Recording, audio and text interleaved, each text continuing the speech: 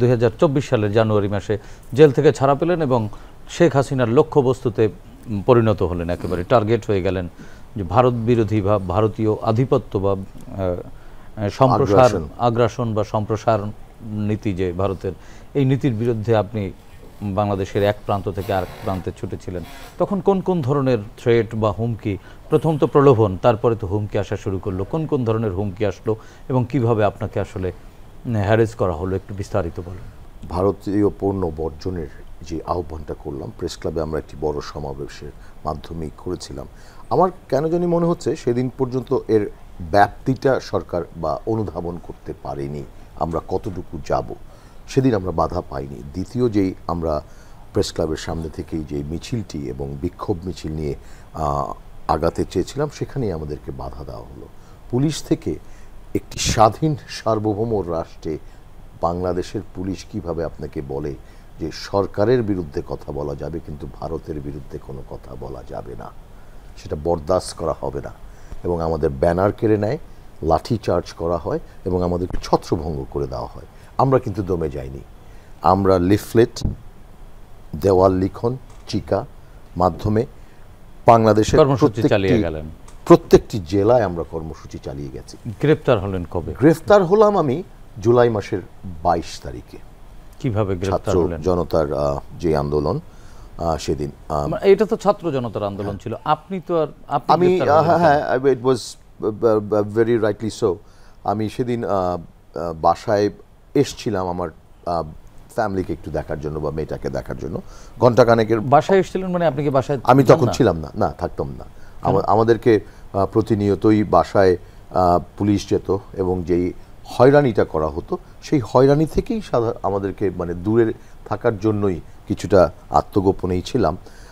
বাসায় আমি সেদিন আসলাম এবং দুপুর 1:30টার দিকে I was sitting in my chamber, কিছু কাজ করছিলাম। ঠিক তখনই ডিবি পুলিশের দুজন এডিসি সহ বেশ কিছু ডিবির কর্মকর্তারা আমার চেম্বারে এসে পুরো বাড়িটা ঘেরাও করে ফেললেন। They were very nice. যখন আমাকে নিয়ে যায় আমি সেটা একেবারেই যেটা সত্যি ঘটনা সেটাই বলতে হবে, তারা বেশ সম্মানের সহিত আমাদেরকে নিয়ে যায়।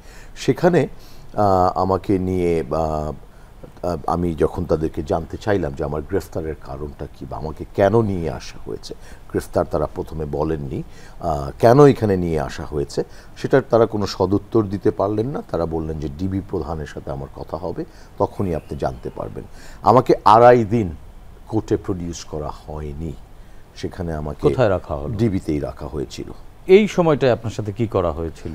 এই সময়টিতে খুব একটা তেমন কিছুই করা হয়নি, জাস্ট ডিবি কার্যালয়ে আমাকে রেখে দেওয়া হয়েছে। তারপরে বিটিভির পোড়ানোর মামলায় আসামি করা হলো এবং সেখানে 6 দিনের রিমান্ড মঞ্জুর করা হলো আদালত থেকে, 10 দিনের রিমান্ড চাওয়া হয়েছিল।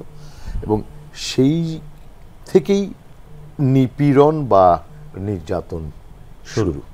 একটু বিস্তারিত বলুন এই জিনিস। সেখানে আমরা ডিবি কার্যালয়ে ছিলাম, তখন ওনারা যেটা করতেন ইট ওয়াজ ভেরি, মানে আমি মনে করি যে আমাদের আয়ও ছিল বা আমাদেরকে খিলগাঁও জোনের মামলায় আমরা ছিলাম, আমাকে গ্রেফতার বা যারা উঠিয়ে নিয়ে গেছিলেন তারা ছিলেন রমনা জোনের। এর বাইরে যেটা হতো সেখানে আপনিও কিন্তু ছিলেন আমাদের সাথে এবং সেটার অনেক কিছুর প্রত্যক্ষ সাক্ষী আপনি।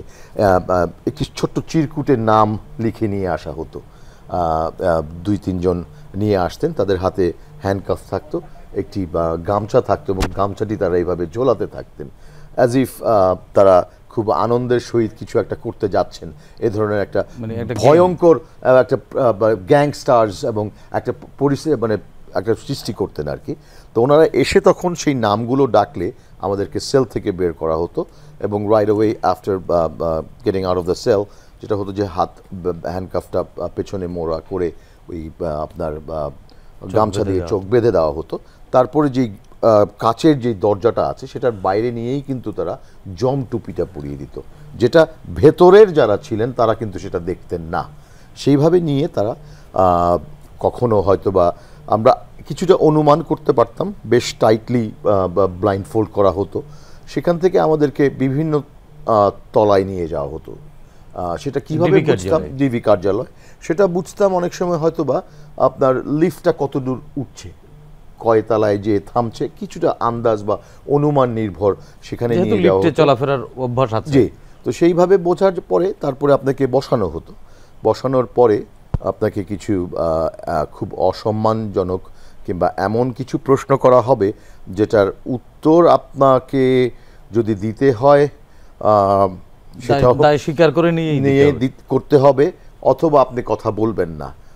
তারপরেই তাদের যেই ব্রুটাল অমানসিক নির্যাতনটা শুরু এই হতো। অমানসিকটা একটু বলেন। অমানসিক নির্যাতন আসলে মানুষের জানবার দরকার আছে যে শেখ হাসিনা কিভাবে মানে রাজনৈতিক নেতা থেকে শুরু করে সাধারণ মানুষের উপরে তার ক্ষমতাকে কক্ষিগত করবার জন্য কি নিপীড়ন করেছে, কিভাবে করেছে। আপনিও দেখেছেন, আমরা যাদের সাথে ছিলাম সেখানে কোনো তাদের যে মাপটা সেটাকেও পরিমাপ করা হয়নি। যেই মাপের রাজনীতিবিদরা ছিলেন, আপনি আমার সাথে ছিলেন, রুহুল কবির রিজভী আহমেদ, শিমুল বিশ্বাস, জামাতের গোলাম পরোয়ার সাহেব ছিলেন, শহীদুদ্দিন চৌধুরী অ্যানি ছিলেন, সুলতান সালাউদ্দিন টুকু, আমিনুল হক, রফিকুল আলম মজনু সহ বিএনপি সাইদুল আলম বাবুল, নুরুল হক নূর, আন্দালিব রহমান পার্থ, আমরা সবাই একই রুমে ছিলাম। কিন্তু সেই জায়গা থেকেও আমরা প্রতিনিয়ত দেখেছি কিভাবে তাদেরকে এই একই কায়দায় নিয়ে যাওয়া হয়েছে, এবং যখন ফেরত দিয়ে আনা হয়েছে বিধ্বস্ত একটা মানুষ কিভাবে সোজা হয়ে দাঁড়াতে পারছেন না, হাত বেঁকে আছে, তাদেরকে 4 ঘন্টা 3 ঘন্টা ঝুলিয়ে রাখা হয়েছে এবং পৈশাচিকভাবে নির্যাতন করা হয়েছে। আমাদেরকে যেটা করা হতো, প্রথমেই যেই জিনিসটা হতো সেটা এটা হলো, আমি ব্লাইন্ড ফোল্ড ছিলাম, এটা বোঝার খুব একটা বেশি উপায় নেই, তবে অনুমান করা যেত আপনার পেছনে কেউ দাঁড়িয়ে আছে, এবং তারা দুটো হাত এইভাবে এনে যে আপনাকে যে এয়ারটা নিয়ে মাথায় বা কানে খুব সজোরে আঘাত করত, এবং একটা সময় পরে আপনাকে দাঁড় করিয়ে লাঠি যেটা ছিল, যে লাঠিগুলো পরবর্তীতে একবার আমি দেখতে পেয়েছিলাম, সেই লাঠিগুলো মোটা লাঠিতে আপনার টেনিস যে আমরা টেপ করি, স্কচ টেপ মোড়ানো থাকতো, সবুজ লাল বিভিন্ন রঙের, সেটা দিয়ে তারা বেধড়ক তারা পিটিয়েছে। 2 ধাপে হতো।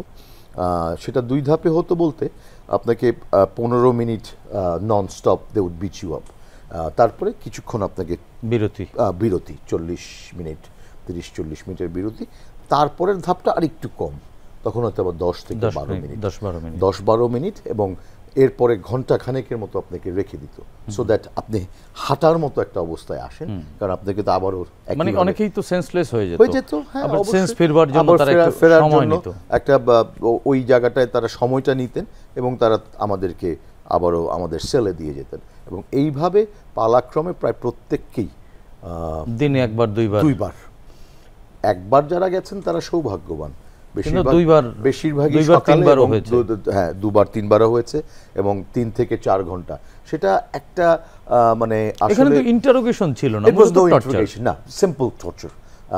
কারণ প্রথম 2-1 দিন আমাকে হয়তোবা কিছু প্রশ্ন করেছিলেন, আমাদের বিএনপির ভারপ্রাপ্ত চেয়ারপারসন জনাব তারেক রহমান সাহেবের ব্যাপারে কিছু প্রশ্ন করেছিলেন, বেগম খালেদা জিয়া সম্পর্কে অকথ্য ভাষায় ওনারা যেভাবে একজন এত ওই মাপের একজন মহিষী নারী সম্পর্কে তারা কথা বলতে পারেন, তাতে বোঝা যায় যে তারা কতটুকু দলকানা বা দলবাজ দলীয় ক্যাডার হিসেবে প্রশাসনের দায়িত্ব পালন করছেন না, দলীয় দায়িত্বটাই পালন পালন করছেন।